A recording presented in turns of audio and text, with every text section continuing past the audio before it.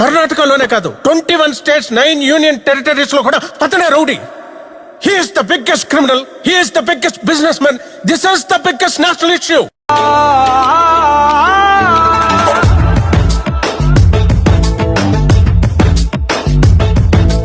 అగ్గి శిఖలలోన చిక్కిన మల్లె మొగ్గ కోసం మంచు కెరటమై దూసుకు వచ్చిన సైనికుడు. కత్తి కొనలలోన చిక్కిన పావురాయి కోసం ప్రాణ కవచమై రణముకు వచ్చిన రక్షకుడు. గుండె లోతులో తెగిన గాయమై తగువు న్యాయమై వచ్చాడు.